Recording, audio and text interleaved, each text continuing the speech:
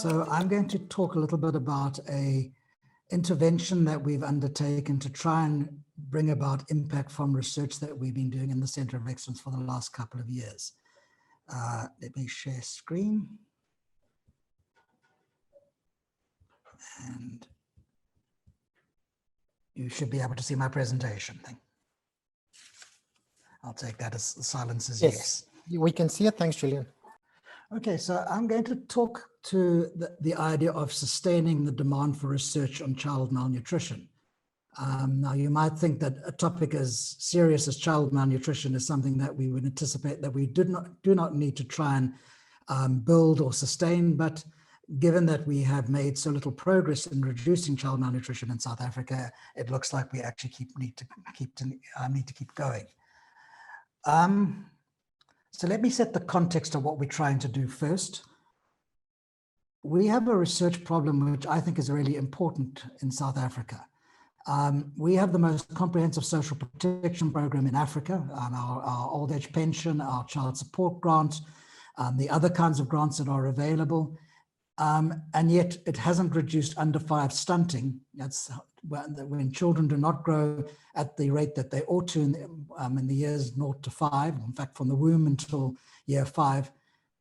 In contrast, Brazil has adopted pretty much the same social protection policies, but as you can see from this graph, has dramatically decreased its stunting prevalence from 37% back in the 1970s to just 7.1%. And that has continued even though Brazil at the moment has a quite conservative government. In South Africa, we've more or less flatlined. So our concern then is why have 1 in 4 children in South Africa are still stunted? Not only do we have children that are stunted, we have a double burden. We have stunted children that grow up to become obese adolescents and later become obese adults. And this is because of the type of diets that we eat and the types of diets that are available. Why hasn't this program that is so comprehensive actually worked? And what more can we do? So we think of this as a food security paradox. As Bertie said, I'm the director of a centre that is concerned with food security. We have more than enough food at national level. We have declining child hunger. So if parents report that their children are less likely to be hungry than it was in the past. We have social protection, free primary healthcare, a whole range of other things. We're a leader in research in this field, but unchanged stunting for 2 decades. The last thing to observe is we have a duty to act. In a range of documents, we confirm the right of children to be properly nourished. It's in our Constitution and our Bill of Rights. It's in numerous policy documents. You see some there. It's in our National Development Plan. And not only that, children are crucially affected by all of the Sustainable Development Goals that were agreed to by all countries, including South Africa, back in 2015. And so very simply, we ought to be doing something about this. Okay, so that's put forward a problem that I've been deeply concerned with since around 2016, when we started this particular focus, this particular research focus. The role for science then. So this Centre of Excellence in Food Security, which, and you've heard Nathan earlier describe the different types of food, the different types of centres of excellence, takes as its starting point the conventional notion of what is food and nutritional security, that you need access to food, the food needs to be available, you need to utilize it in proper ways, that access, availability, and utilization needs to be stable over time, and finally, that people have agency in their food, in their food choices. We've taken a particular point, and that was a little bit hidden in my question to Nathan. We see food security as a public good. The responsibility lies with government. It's produced, however, by the private sector, so we need to engage with the private sector, which we need to engage with different levels of government as well, which makes it a multi-level dilemma. That means we need collective action. We need to find ways of working together. Nathan also mentioned wicked problems. Yes, indeed, I'm fond of that idea. It means that there are uncertain parameters, unstable solutions, and vested interests throughout the way. And finally, the Centre of Excellence focuses very strongly on the science policy interface. We launched a program of research in child malnutrition in 2016. We've deployed about 8.5 million rand to the research on that topic, mostly from the NRF, but also other sources, including international sources. The project was implemented by a range of collaborations, and Fiona stressed the importance of collaborators. We had collaborators from a number of South African universities, as well as the research councils and 2 international universities. We've supported 13 students through this program to graduation and 2 fellows, produced 30 articles and book chapters. Those have already been cited 134 times. And we wrapped up in 2021 with the launch of the Child Gauge. This is an expressly advocacy report that is produced by the Children's Institute at the University of Cape Town. I'll talk a little bit more about that. We've had ongoing policy engagement from the beginning. The inception meeting was attended by government officials, including the Director of Nutrition in the Department of Health. And right the way through, we've tried to engage with different levels of government, including the City of Cape Town. We came up with a set of research questions, and I'll just put those up so that you can see what we were focusing on. But the drivers of nutritional status, the concern about exclusive breastfeeding. South Africa has a very low prevalence of exclusive breastfeeding, the role of multiple infections, the impact of different kinds of poverty, and finally, an explicit research question which asks the question, what policies are required? What type of policies are needed? It's a mixed method studies, qualitative, quantitative, different kinds of data management tools we used.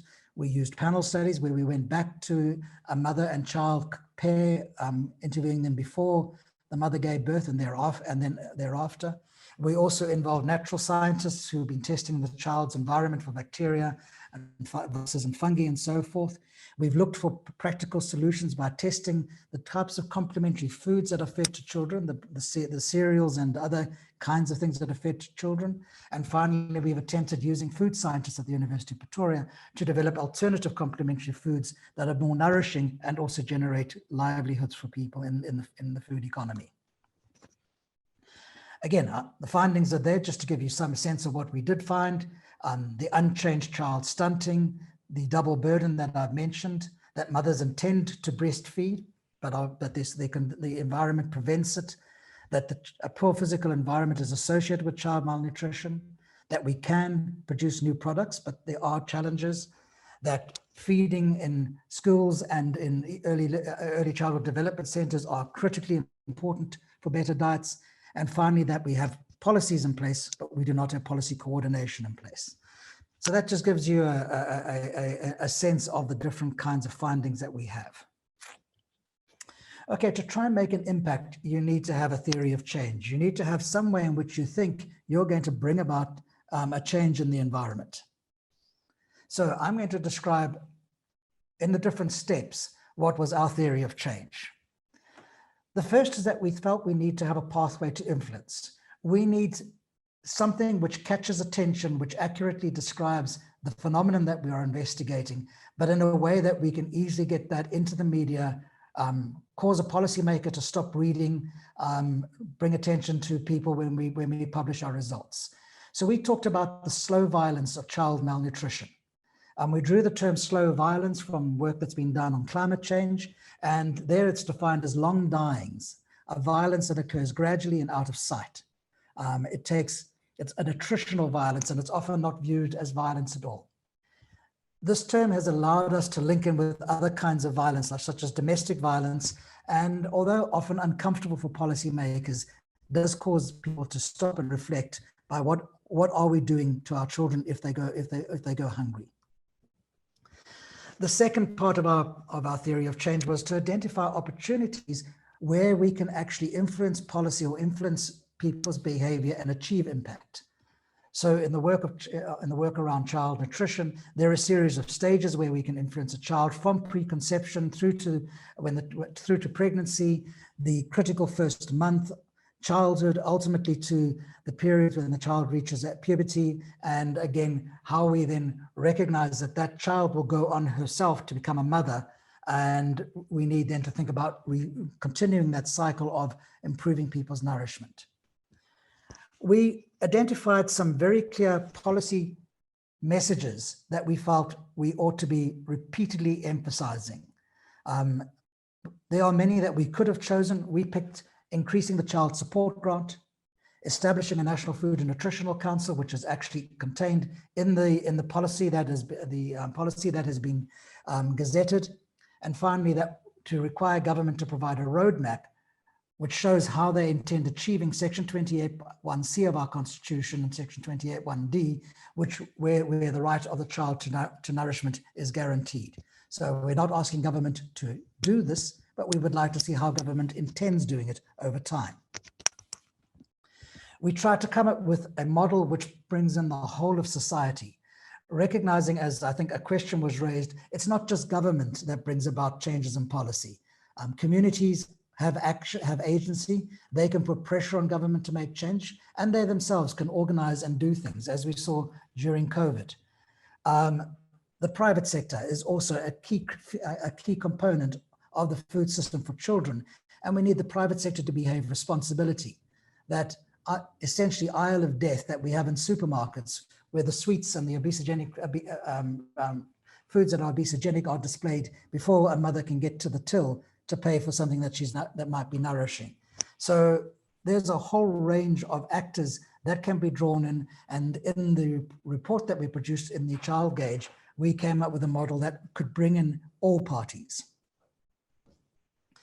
We needed to have a trusted partner, and a partner that followed a trusted process.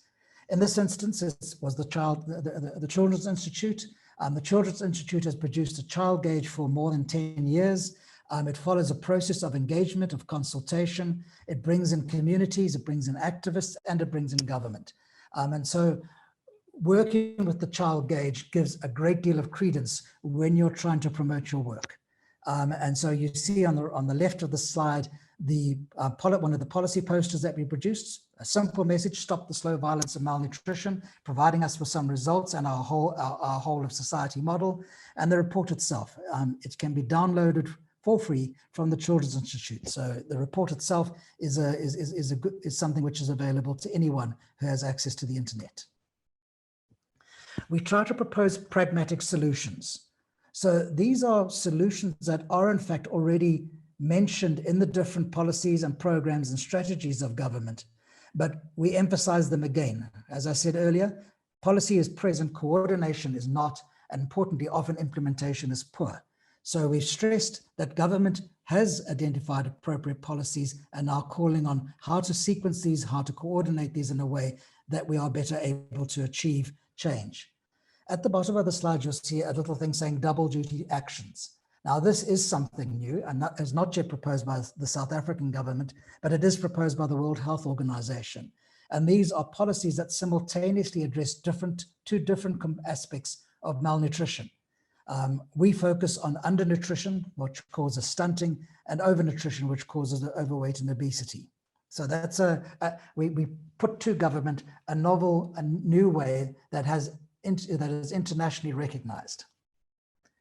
We needed a champion. We needed someone who could stand up and speak at the opening, at the launch of our child gauge, who had the reputation and the presence to convey these messages to an audience that essentially made sure that we got into the newspaper. We managed to persuade the First Lady of South Africa to do that presentation. And I think she spoke very strongly about the importance of child malnutrition and the need to do something about it. So that was our champion. In fact, we have many champions that are trying in different ways to promote the message. We have champions in the form of the editor of the Daily Maverick, who's been very active in publishing results from that survey. So again, someone who has the stature to be able to promote our message. We needed continuous science communication. On the screen, you'll see the different things that we did: television interviews, the Daily Maverick article, the conversation, presentations, the First Lady's speech. We were able to get into the Office of the Presidency and attended one of the meetings of the National Food Coordination Committee, where we were on the agenda, and we were able to present that report to that committee, which has high results. We continue writing. This last one was written just a few days ago, which was an opinion written by one of the co-editors of the child gauge, Chantal Witten, which emphasized again that idea of slow violence against children. And lastly, on the bottom left, we involved young people as well. Liama Sawaya is an equalizer in the Equal Education Group. She spoke, she's a school scholar, and she spoke about the role that she played and her colleagues played trying to bring about food security to mothers and children during the period of COVID. So we were able to, again, present a range of people talking about the topic and kept that going continuously. So some final thoughts then. What I felt was important was to have the intention to influence from the outset. We always intended to try to influence.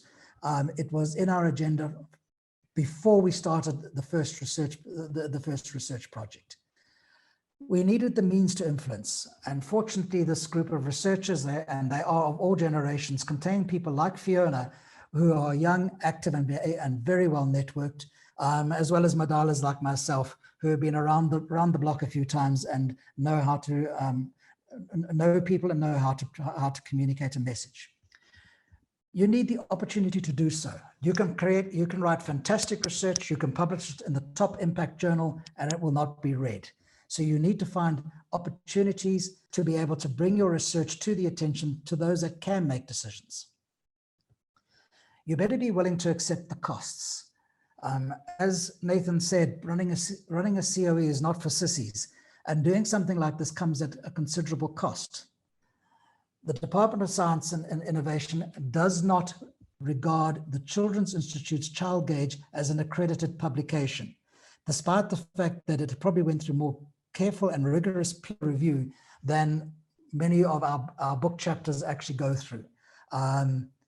The reason why it is not regarded as adequate for subsidy is because it is published by the Institute rather than by the University of Cape Town's press.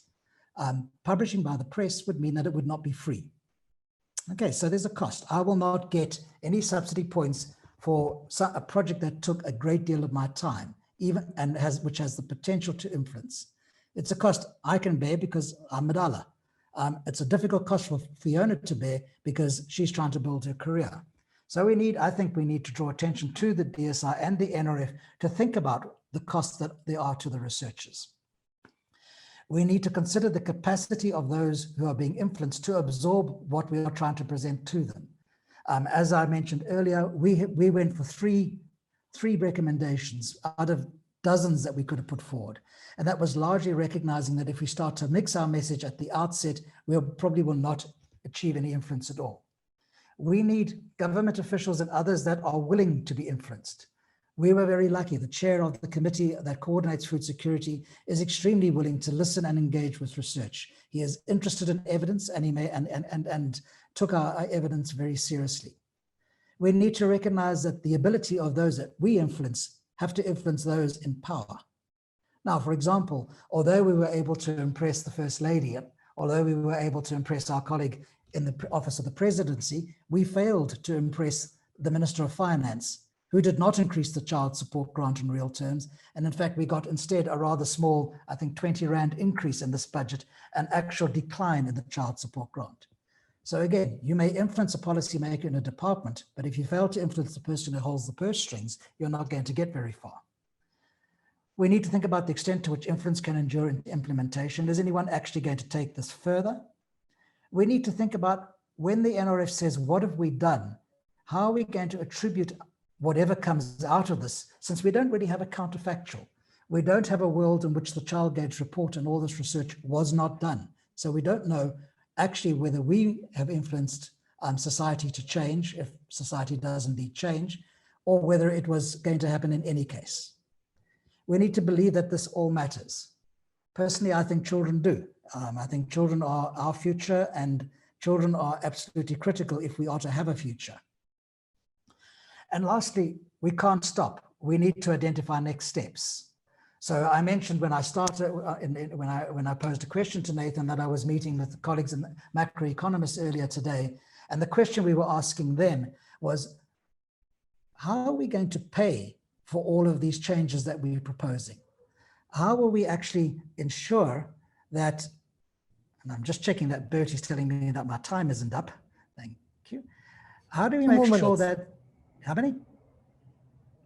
2. Well, I'm doing well. How do we make sure that if a government were to say, fine, we will increase the child support grant, how will they pay for that? Might they decide instead to end no fee university education? I think that may cause some alarm in some quarters. Or do we increase tax? Again, that might alarm others. Or do we introduce a wealth tax? I think that might be an idea that we are talking about. But we are not stopping here. We are continuing to ask the question, if we are to do something about child malnutrition, now how will we pay for it? So it's a job that doesn't stop. Fiona May mentioned that she took, I think, 7 months to get into the University of Cape Town.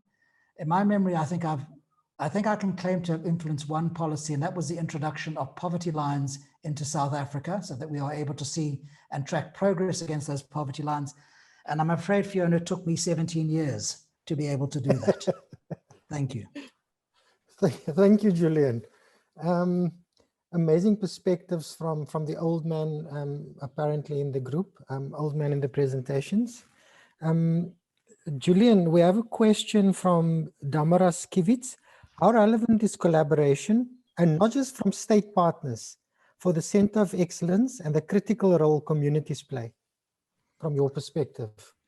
I think it is of vital importance because, firstly, communities are able also to change and to react. One of the things that we thought we would identify as an important concern was whether why mothers decide not to exclusively breastfeed. And so that is a behavior change that, working with communities, actually can make a significant difference and does not need government intervention. We also joined, as a research center, we also joined a community of other researchers and other concerned activists in writing to President Ramaphosa during the COVID-19 lockdown, calling for the increase of the child support grant, and also calling for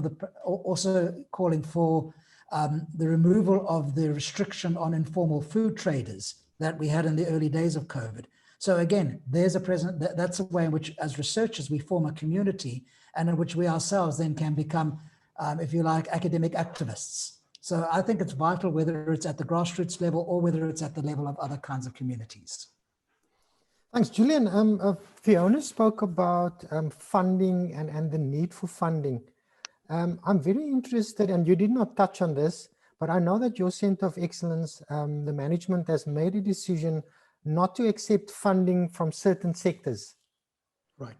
Can you maybe expand on that, just for the younger researchers attending? Yes, so there is a quite large body of research that has shown that when work is done, particularly in the food sector, but also in the health sector, when funded by the private sector, results tend to be biased, often biased towards more positive findings, not as critical. And in addition, there is a concern over whether even if the findings are not biased, that they can be perceived as biased.